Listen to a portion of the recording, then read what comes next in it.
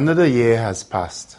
2013 was a challenging year, but it also presented us with many opportunities, most of which we took advantage of as a ministry.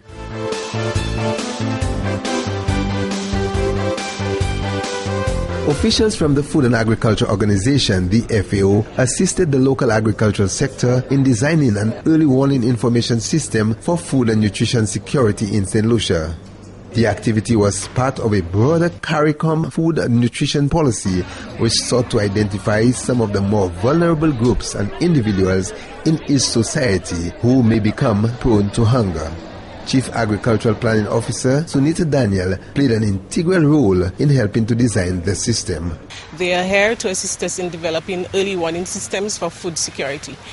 What that basically means is that there is a broader CARICOM food and nutrition security policy, and one of the activities that was supposed to come out of that is an early warning system for food and nutrition security. Today we are going to be building awareness among technical officers of the government about what we are going to do. It requires a lot of research to find out who are our most vulnerable persons to food security, who really would go going to get more hunger, more prone to hunger, and that's what we are going to do. The consultants met with technical officers from the public service, producers, processors and vendors of food, gathering vital bits of information to help them design the information system for St. Lucia. St. Lucia, like the rest of the world, is signatory to a broader initiative which seeks to give every individual on the planet the right to adequate food. Meanwhile, the Ministry of Agriculture, Food Production, Fisheries and Rural Development, being the agency responsible for food production on the island, began a process in early 2013 to develop a national food plan for St. Lucia. The approach sought to give every St. Lucian access to safe and affordable nutritious food at all times. At the end of the day, what we want is that every single St. Lucian must be able to be food secure, have food available, have access to food, make sure that this food is nutritionally correct. The aim of the National Food Plan is to lower St. Lucia's food import bill while ensuring increased local production of nutritionally rich foods. The National Food Plan is being developed based on the Food Dietary Guidelines for St. Lucia, which was done collaboratively through the efforts of the Ministries of Health, Education and Agriculture.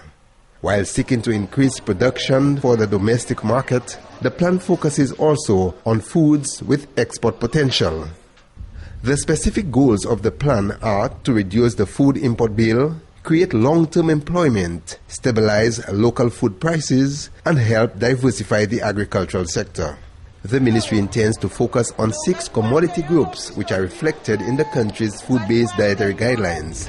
These include staples, legumes and nuts, fruits, vegetables, fats and oils, and food from animals. The plan aims to develop self-sufficiency in the targeted commodities within a specified period. The government of St. Lucia, in delivering the 2013-2014 annual revenue of expenditure, announced that persons who maintain backyard gardens throughout the year would receive tax refunds at the end of the fiscal period. Mr. Speaker, we have long spoken to the issues of food security and for our people to grow more of their own foods. While there has long been a tradition of farmers not falling within the remit of taxation, a number of persons engage in small-scale farming in their backyards and on other properties, but as a part-time venture. This we should certainly encourage. Government wishes to support these ventures, particularly because they may result in additional employment within the agricultural sector. Mr. Speaker, I wish to advise that a task force will be established to be spearheaded by the Ministry of Agriculture and the Ministry of Finance to develop recommendations on supporting hobby farming. A committee of agricultural professionals was put together to draw up the criteria for persons to qualify under the Hobby Gardening Tax Refund Program.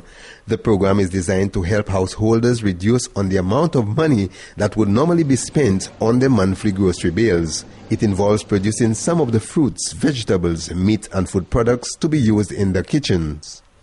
Under the program, it is expected that participating households would help reduce on the country's food import bill. Persons qualifying under that category could claim up to 5,000 EC dollars in tax refunds at the end of the fiscal period. The coconut industry over the years contributed meaningfully to the economy of this island. Devastating pests, natural disasters, predial larceny, and the significant reduction of banana acreages affected production tremendously. The European Commission, on behalf of the Secretariat of African, Caribbean, and Pacific Group of States and the Sub-Regional Caribbean Forum, has provided funding to carry out a needs assessment study to identify opportunities for the development of the coconut industry in the major producing member states, including St. Lucia. The study will identify specific project interventions and the accompanying measures aimed at boosting productivity, profitability, and competitiveness of the industry in the Caribbean region. Dr. Ramjit Singh, an agricultural economist, and Dr. Simon Eden Green, an agronomist, are two consultants who were here on island carrying out that study. Dr. Singh is the lead consultant. The background to our visit and our study was a needs assessment study that the EU funded for the Pacific coconut industry. Our ambassadors in Brussels, recognizing the potential of coconut today in terms of the oil having nutritional value, in terms of byproducts and value added, and having in regard to the history of the region in terms of being a vibrant coconut producing region, sought assistance from the European Union to fund a needs assessment study. So our work here is really to determine the needs for revitalizing the coconut industry. The resuscitation of the industry may not attain the production levels as it were in the past and may have to settle for community cottage type industries. I doubt you'll get back to the levels you had many years ago because your industry was a relatively big industry. So things have changed. There's new dynamism within the economy. And while not everyone who was in coconut will go back in coconut, there are many who are in fact interested. I should also indicate that in the past this region has focused on the basic primary product, which is your oil. Today, however, the emphasis is not only on oil, but on other products, including the water and the value added. There are other derivatives that can increase the diversity of the industry and create employment. The government of St. Lucia during the month of May secured EU funding of EC $5.9 million to help stimulate output within the agricultural industry. This development was expected to help reposition the agricultural sector, enabling it to become more viable and competitive in the global economy. Agriculture Minister Honorable Moses Jabatis welcomed the program as one which would help diversify the agricultural sector while supporting a broader economic diversification effort outside of agriculture, as well as social adjustments linked to the contraction of the banana industry.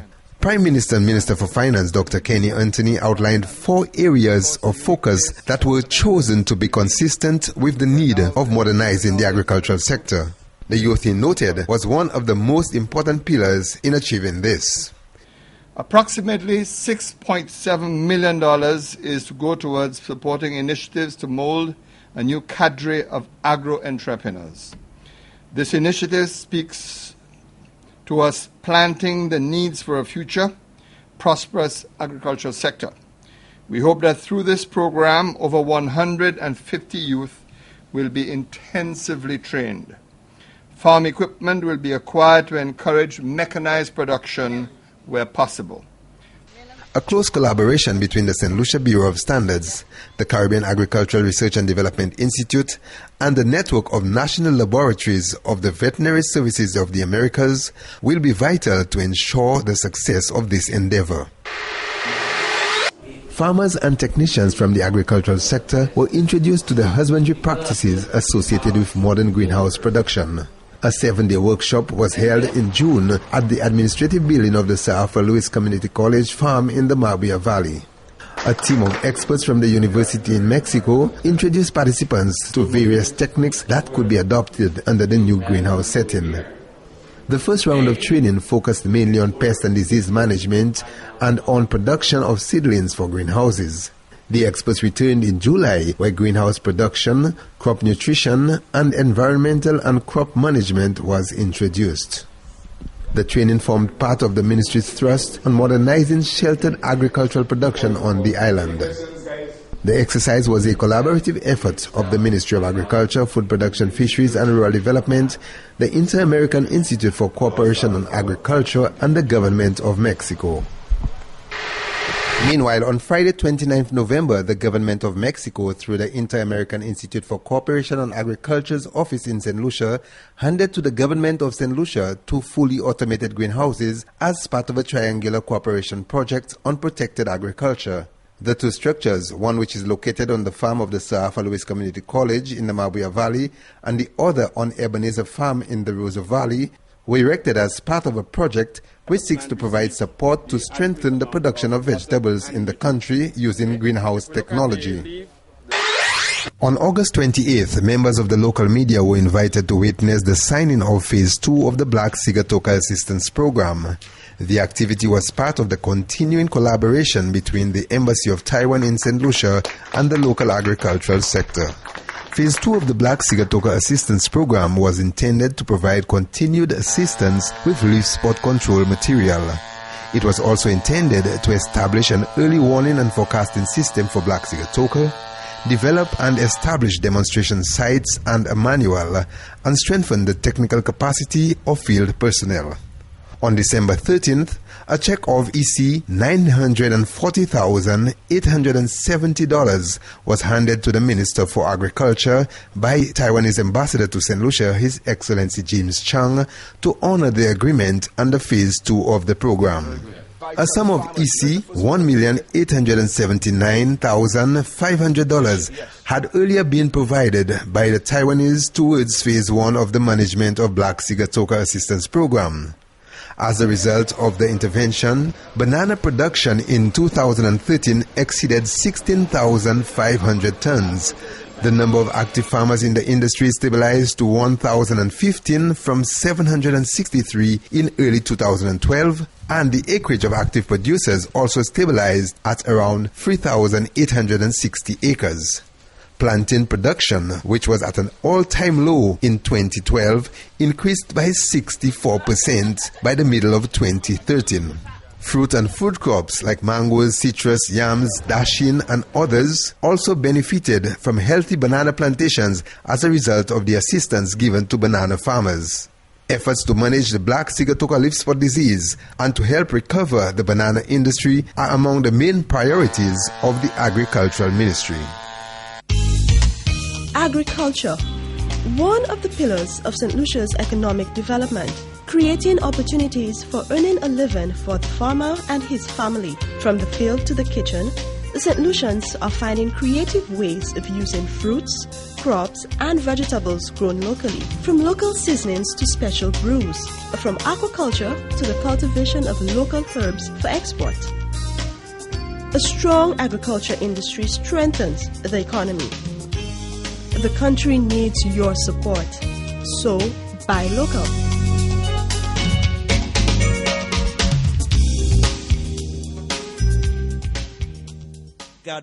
Hundreds of local farmers became certified agri-entrepreneurs in 2013 after returning to the classroom for a number of 5-week training programs. The certification exercises form part of an ongoing program of the Agricultural Ministry designed to equip farmers with the entrepreneurial skills needed to enter the world of competition. The training programs covered subject areas such as agribusiness development, pest and disease management, and record keeping, among others. The training was an initiative of the Agribusiness Development Unit and the Extension and Advisory Services Division, aimed at getting all farmers certified to be better able to manage their farms and to allow them to supply a better product to the market. A number of graduation ceremonies were held in different agricultural regions and at different times of the year. The newly certified agribusiness men and women were applauded for taking on the challenge to better themselves. The new graduates were reminded of the important role they play in feeding the nation and in bringing food security to the local economy. They were also encouraged to use the certification program as a springboard to propel their businesses and the agricultural sector in the right direction. Meanwhile, the certification program was also introduced to the Grand Riviere Secondary School in the Mabuya Valley. This pilot program, it just reinforces the work that the ministry have been doing throughout the years. We first started with the Farmers Field School. We also have the Farmer Certification, which has been done island-wide. And right now, we decided, the staff of the region, we decided to target the schools. We get to explore different aspects of it. We get to learn more, things that we did not know. And there are interesting aspects to it that, who knows, later on in life will want to go into. The students, through the program, would begin to realize that agriculture, whatever is learned, can be applied. And I think it's going to assist them in taking initiatives for themselves and make themselves and their products more marketable. The program began there as a pilot and, with its success, would be introduced to other secondary schools on the island. The Agri-Enterprise Development Unit of the Ministry of Agriculture, Food Production, Fisheries and Rural Development in 2013 undertook to sensitize the public on the nutritional value of kale. It's like lettuce, or as a matter of fact, it's like a spinach. And if it's a spinach, it must have good vitamins. That's right. So it could be in our diet if we can do it. Very first time. Well, I've had kale before. I normally would use kale in my fresh juices, juice it with other tropical fruits, but I never thought of using it in the salad the way they've done it, or even the kale chips, which I thought were very nice. So because of that, and the recipe book I picked up had some new ideas for how to use it with the eggplant and so I think I'm going to definitely go experimenting more with kale because of this. As part of efforts to increase awareness surrounding the product, a meeting of the producers of kale was held to determine the extent to which the product is being grown and to decide whether there would be a need to increase supplies for the domestic market. Field visits were made to the farms of 2 kale producers, where the farmers were interviewed on the growing process of the vegetable, the production challenges, and the remedies used in ridding the crop of pests and diseases. Chief nutritionist in the Ministry of Health accompanied the team and was interviewed on the health benefits of the commodity. I'm new to the St. Lucian market. However, it is a very nutritious vegetable and it is very high in antioxidants for persons. Promotions began in the north of the island on March 20th and continued in Soufrière, V4, in the William Peter Boulevard, and during the World Food Day celebrations. During these promotions, different products such as pizza, juices, chips, and salads made from kale were sampled. Seedlings were also being offered to members of the public to grow around their homes. It was hoped that through the promotions, more persons would use the vegetables and include it in their diet. The promotion was part of the ministry's thrust to promote domestic agricultural products. It was funded by the voluntary division of the Taiwanese Technical Mission in St. Lucia. On October 16, St. Lucia joined the world in observing World Food Day. The theme for 2013 is Sustainable Food Systems for Food Security and Nutrition. St. Lucia celebrated the event with 2 main activities. On October 12th, a major road show was held. It began in Castries and passed through the East Coast communities to join vendors and agro-processors from Labrie at an agricultural exposition. The roadshow culminated at the Denry Fish Saturday, where World Food Day was officially launched. The celebrations continued on October 16th with a grand food fair outside the Sir Stanislaus James Building on the waterfront. Several local products were displayed and sampled, and officials of the agricultural sector gave the public a better understanding of the idea behind World Food Day. World Food Day is celebrated each year on October 16th, aimed at reminding the world that there are millions around the globe that go hungry as a result of food insecurity. The first anniversary of Farmers Market at the IGY Rodney Bay Marina was celebrated on November 16th. I'm very grateful for the opportunity to say a few words because in the short time that I've been here, I've seen the benefits of the farmers market.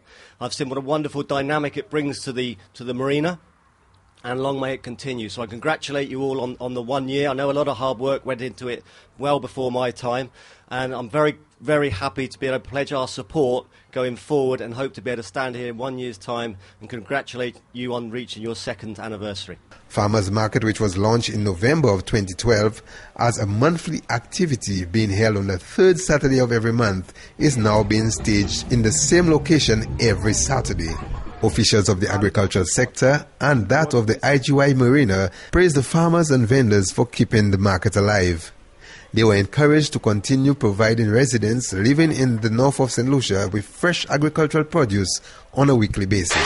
Open Day has now become institutionalized in CADI's calendar. The Caribbean Agricultural Research and Development Institute, CADI, through its office in St. Lucia, on Friday 6 December hosted its 4th annual Open Day at the CADI Field Station located in the Mabuya Valley.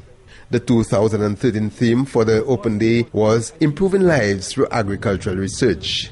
The Open Day event allowed CADI to share with farmers, clients, collaborators and other stakeholders the agency's progress in implementing its work program, which was developed through consultation with its partners.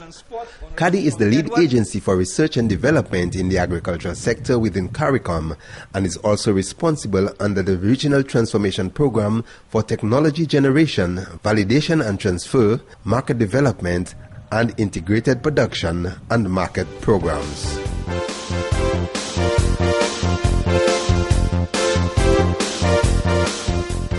The agricultural sector in 2013 continued to dialogue with other sectors in implementing a restructured school feeding program for St. Lucia. In light of this, ministers responsible for agriculture, health and education participated in a conference on the school feeding programs in Latin America and the Caribbean held in Brazil. The conference was organized by the Food and Agriculture Organization of the United Nations. A comprehensive study by the three sectors sought to put measures in place for significant improvements for the current school feeding program. We believe that this generation of leadership has a duty to ensure that we reverse the effects of poor nutrition that we see all around St. Lucia. And we are committed to doing it. We need to do it on a national level. We need to upgrade a lot more than we have done. You pick a few schools and you may need to look at the impact of it, what happens at monitoring and evaluation, what happens following that. But I think now, as Minister Jabati spoke to, we will solidify that. We'll make sure we're coming from a point of policy, that this will be done, this is how it's going to happen, what support is needed, and through that program with HAO and Brazil, this is where we are going to go. We will give the schools the support that they need. The government of St. Lucia aims to connect schools to agriculture and to ensure food and nutrition security embraces the Zero Hunger Challenge launched by the Food and Agricultural Organization, which provides a catalyst for hunger eradication. 4 schools on the island, namely Auger Primary, Saltibus Primary, Pero Combined, and the Carmen Rennie Memorial Primary, participated in a telefoods program which was implemented by the Extension and Advisory Services Division of the Department of Agriculture. We were here to make an offering to the school of a gift from the telefoods. Telefoods program is funded by the Food and Agriculture Organization of the United Nations, and in association with the Ministry of Agriculture, they have made available to us, based upon our request, of course, support in terms of greenhouse material to cover the greenhouse, irrigation, among other things. And today we are really happy that the principal of the school has accepted this particular gift and is agreeing to participate in the program. The Telefoods program was developed to assist schools under the School Assistance Program to increase their productivity, which would help supplement their school feeding programs. On behalf of us, principal, staff, students of the Auger Combined School, I am very grateful to be one of the recipients of seedlings and other tools that will be used for our school gardening project. This is definitely going to go a very long way in September to help us promote healthy eating lifestyles and everything produced in our greenhouse will be used at the school's feeding program.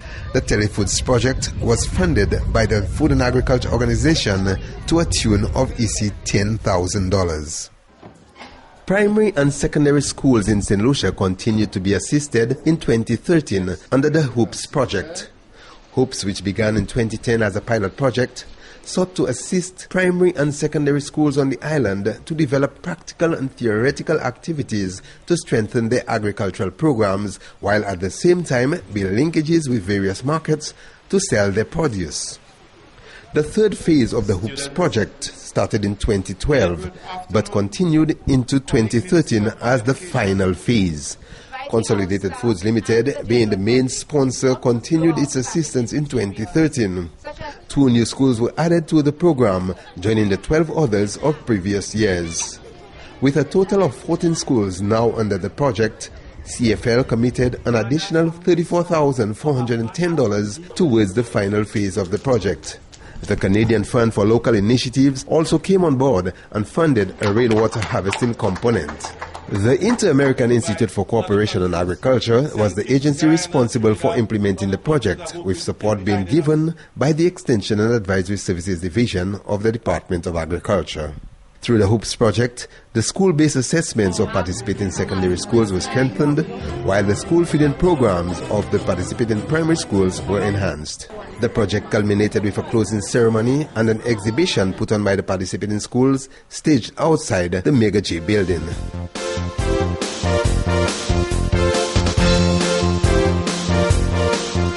St. Lucia's poultry industry in 2013 remained very fragile, with many challenges experienced as a result of the high price of feed and the inconsistency in feed supplies.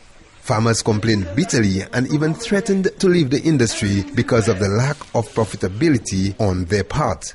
The Ministry of Agriculture, working to increase food production on the island, held a number of consultations with the various stakeholders of the poultry industry to arrive at the best possible solutions. One possible solution cited by officials of the ministry was to establish a feed mill in St. Lucia, which would ensure consistency in the supply of feed at a cost that would allow the farmers to operate at a profit. In June of 2013, the production of feed commenced in the south of St. Lucia by a private company known as Caribbean Grains. I'm sure most of you by now would know that the feed mill is actively in operation, and some of you maybe have access feed from that operation. This development was welcomed by the poultry subsector as an indication of consistency and reliability in the supply and quality of feed on the island. The ministry also took the opportunity to introduce more technologically advanced methods of production to farmers to help make the enterprises more cost-effective and to improve the performance of the flock. The ministry also remained vigilant in promoting the production of broilers and table eggs without the use of growth enhancers, which is known to be detrimental to human health. For this reason, the ministry proposed to poultry producers the idea of branding the local product. This would include using only the locally produced feed, which is known to be free of any unwanted additives. St. Lucia in 2013 continued to enjoy self-sufficiency with its egg supply. Challenges were, however, evident in the overproduction of eggs in June and July and the shortage of eggs on the supermarket shelves towards the close of the year. The latter was of particular concern, citing the Christmas season as a period during which St. Lucians consume the most table eggs. Even with the feed mill established on the island, farmers continue to grapple with the high price of feed and, to a lesser extent, inconsistency in feed supplies. Efforts to bring normalcy to the poultry industry continued towards year-end. The local poultry industry accounts for 25% of chicken consumed locally and 100% of eggs consumed on the island. Livestock producers from throughout the island were invited to participate in a one-day training exercise on June 12, held at the Bay Gardens Hotel. The activity was organized by the makers of Nutrimix, the largest supplier of animal feed in the region. The workshop was part of the extension service of the company, which seeks to assist users of the brand to better manage their enterprises. The workshop focused on management practices that should be used in broiler, egg and pork production. While in St. Lucia, representatives from the company met with various government and non-government organizations to help broaden the market opportunities for their products. Nutrimix is a brand of Newport meals based in Jamaica, being distributed throughout 9 countries of the Caribbean. Efforts to promote beekeeping as a suitable option for diversification began with a major push in 2013. The Meal Flare Honey Producers Cooperative invited all active and prospective beekeepers to a special meeting during the month of March to inform them of the progress being made in the industry. A special project which is being sponsored by the Global Environment Fund of the United Nations Development Programme, UNDP, gave assistance to the Meal Flare Producer Cooperative to help the organization become viable and profitable. A grant of EC $135,000 was made available by the GF to the cooperative towards the project. Through the project, the cooperative sought to increase production of honey and its byproducts, create employment for 14 new persons in 2014, provide training to new and potential beekeepers, and have a centralized location to process honey products. The government of St. Lucia also contributed $100,000 to assist in the establishment of a home for the organization. The government of Taiwan, through His Excellency James Chang, handed over a check of EC $2.4 million to the Minister responsible for Agriculture, Honorable Moses Jabatis, to fund the wastewater processing equipment of the meat processing facility being established in Vieux-Fort. This was the final amount being donated by the Taiwanese towards the establishment of the meat processing facility in St. Lucia. An amount totaling EC $4.5 million have already been donated by the government of Taiwan towards equipment for the meat processing facility. The funds were used to purchase equipment for refrigeration, storage, cutting, drainage, and sewage. Operations within the meat processing facility are expected to begin early in 2014. When in operation, the facility will signal the beginning of a new era for the livestock industry in St. Lucia. It will provide high-quality meats and processed meat products for the local and regional markets.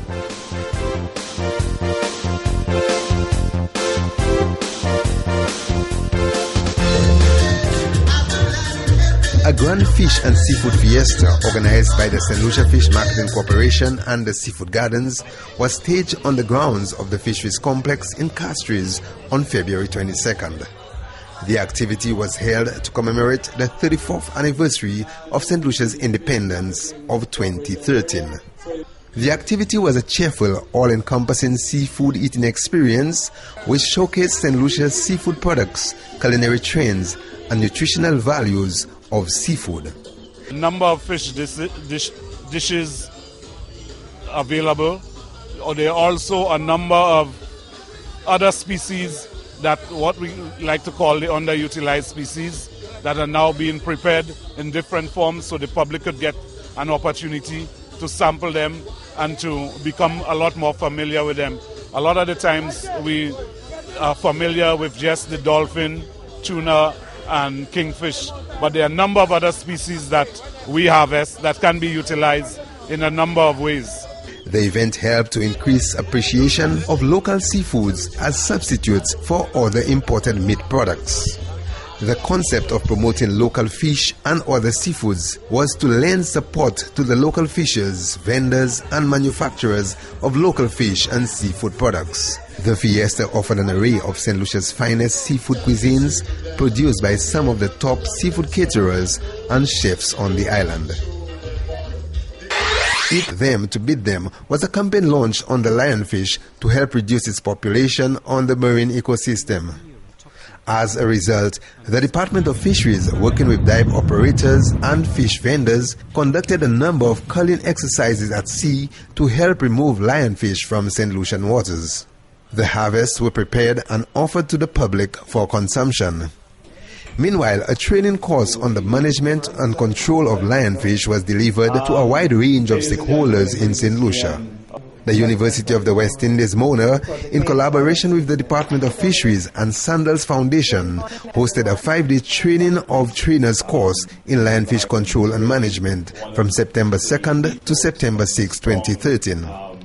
The train-the-trainer model allowed for greater capacity building and increased the rate of training and awareness given the cross-cutting issues emanating from lionfish invasion, the rapid growth population, and the negative impact on biodiversity and livelihoods.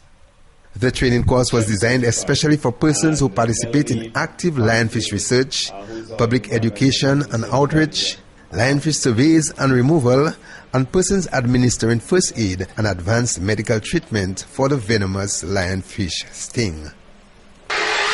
In the CMOS industry in the Department of Fisheries during the month of September handed over materials and equipment to CMOS farmers from Poile, Opicor, Vieux-Fort and Laborie to help increase production and processing of CMOS on the island. A handing over ceremony was held where over 100 CMOS producers converged at the NSDC building in Passias on September 6. Minister for Agriculture and Fisheries Honorable Moses Jabatis was present at the meeting. He cited the potential of CMOS farming as a source of employment for persons living in coastal villages, among other opportunities. During the ceremony, the Department of Fisheries indicated that over 100 CMOS farmers had already been registered with the department, while another 30+ new persons had recently signed in. A new strain of a high-yielding CMOS crop was also introduced to St. Lucia. Prime Minister, the Honorable Dr. Kenny Anthony, Minister responsible for Fisheries, Honorable Moses Jabatis, and the Member of Parliament for Choiseul, Honorable Lon Theophilus, were invited to a meeting with the fishers of Choiseul to discuss a number of issues being confronted by the fishers of that community. The meeting was part of a week of activities which was held in the fishing village to commemorate the Feast of St. Peter's, commonly known as Fishermen's Feast, celebrated each year on June 29th. One of the biggest concerns raised at the meeting was the buildup of sand at the entrance to the Choiseul Fisheries Complex, which hinders the free movement of fishing vessels.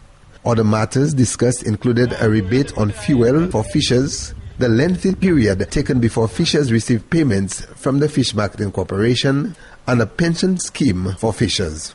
Commitments were made by the government to give some much-needed assistance to the fisheries subsector. Fishers from Choiseul on Saturday, June 29th, joined other fishers around the island in celebration of Fishermen's Feast. Agriculture, one of the pillars of St. Lucia's economic development, creating opportunities for earning a living for the farmer and his family. From the field to the kitchen, the St. Lucians are finding creative ways of using fruits, crops and vegetables grown locally, from local seasonings to special brews, from aquaculture to the cultivation of local herbs for export. A strong agriculture industry strengthens the economy. The country needs your support, so buy local.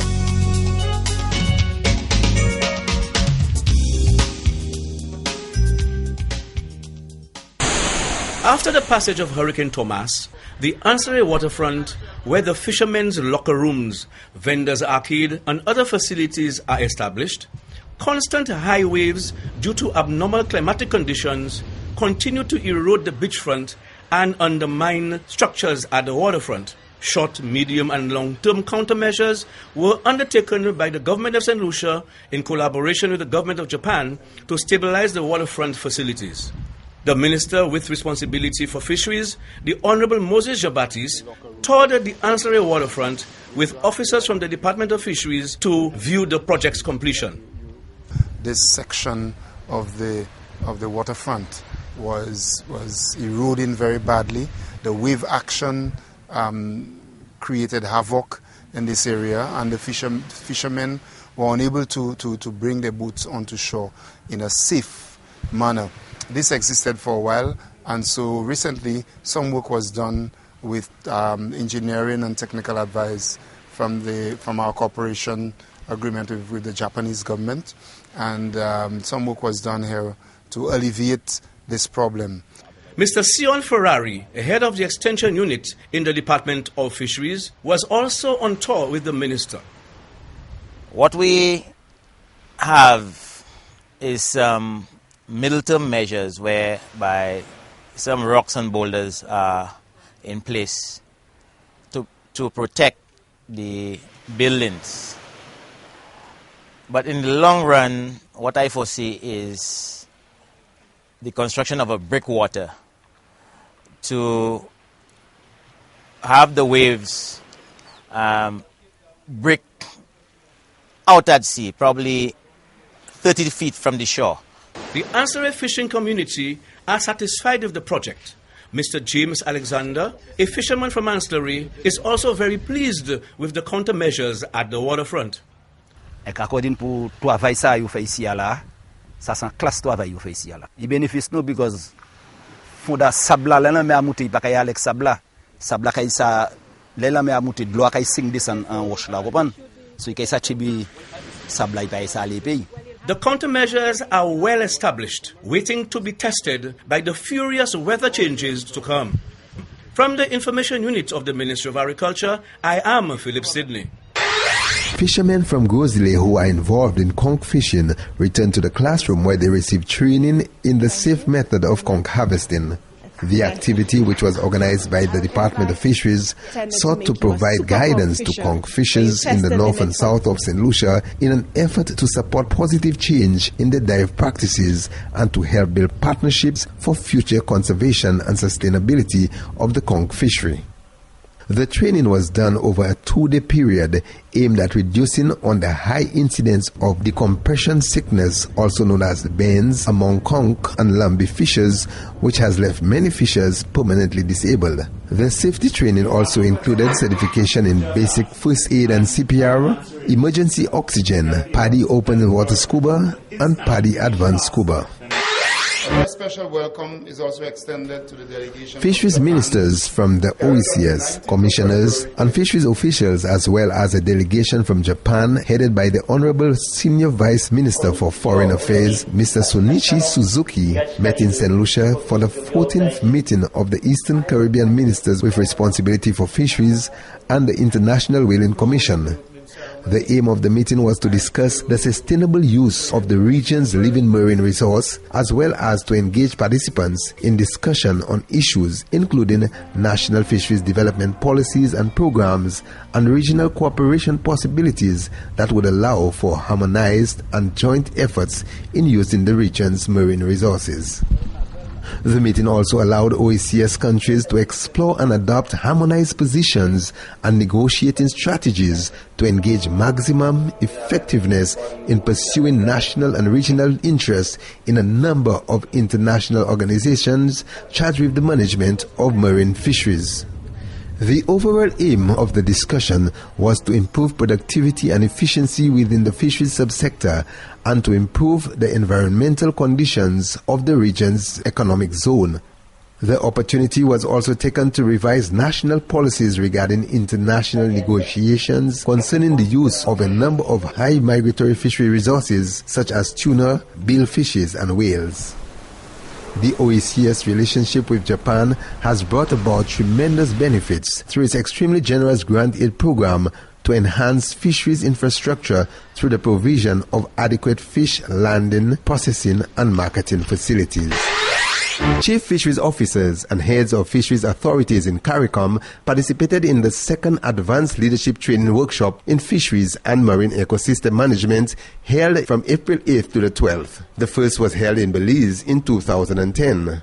The workshop was organized by the Caribbean Regional Fisheries Mechanism, the CRFM, to help build capacity of emerging senior fisheries officers within the region who are replacing their retired former leaders. Currently, a number of senior staff members within the fisheries departments or divisions around the region have either retired or are approaching retirement. That too is a very important consideration when we are planning workshops such as these, because we know that we need a cadre of senior managers that are adequately trained and who will be well equipped with the capacity to assume the much needed leadership roles that are required for the future. That, according to St. Lucia's Fisheries Minister, was essential to deal with the emerging challenges that confront the fisheries subsectors of the region. The present and future cadre of fisheries leaders, Jebatis pointed out, must lead the way in reversing the negative issues that are confronting the fisheries subsectors of the region at this time.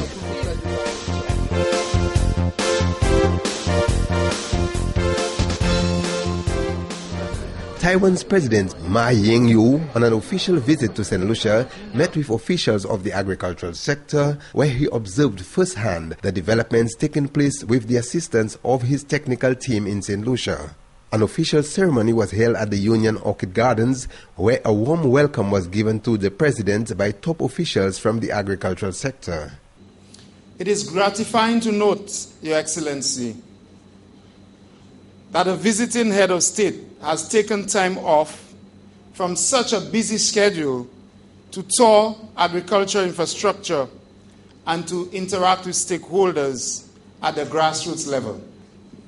Your visit here today, consequently, serves as a testament to the outstanding contribution by your country to the agricultural sector in St. Lucia, and also demonstrate Your Excellency's humility and the value that Your Excellency places on the people who produce our food and other products and services in agriculture.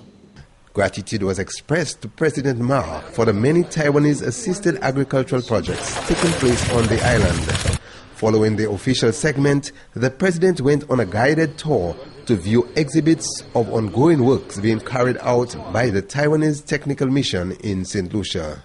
The visit symbolized a commitment by the Taiwanese to strengthen the bond between St. Lucia and Taiwan. The new Director General of the Food and Agriculture Organization, Dr. Jose Graziano de Silva, visited St. Lucia on July 8th and 9th, where high-level talks were held with top government officials and other stakeholders of the agricultural sector.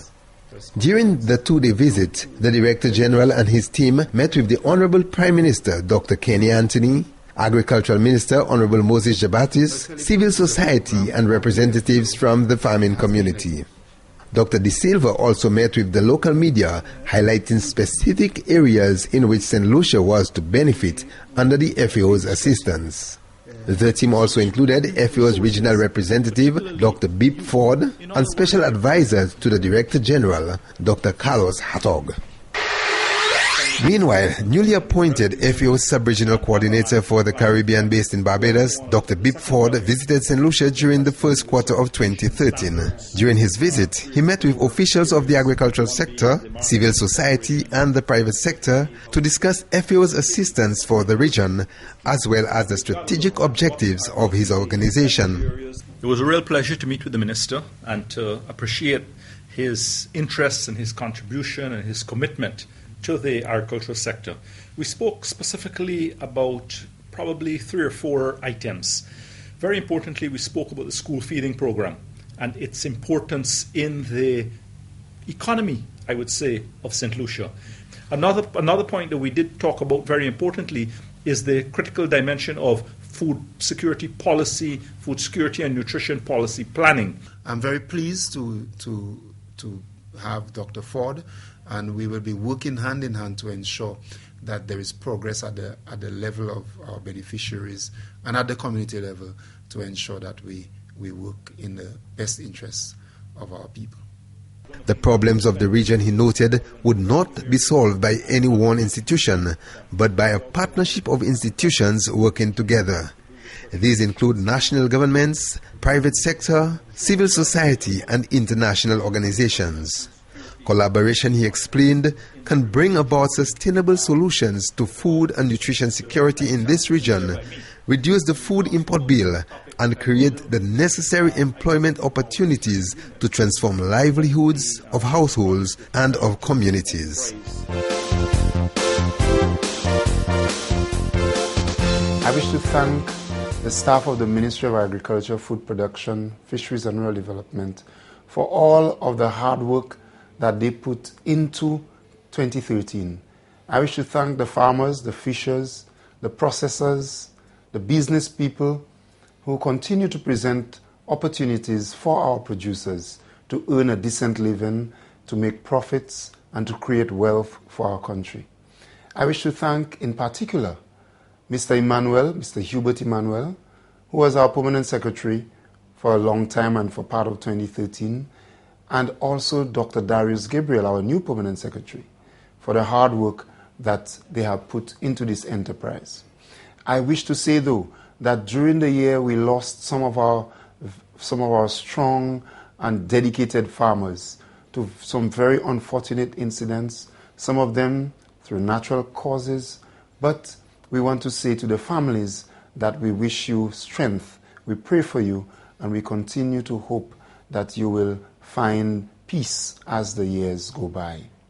I wish to say to our farmers, thank you very much for what you're doing for this country. I wish to say to our fishers and our fisher folk, thank you very much for what you continue to do to provide food, to provide quality food, to provide safe food. To our livestock producers, continue to do what you're doing. We are going to continue to work very hard as a government to give you the support that you need to ensure that not only we produce quality food and that our food is secure, but that you can continue to make profits and create wealth.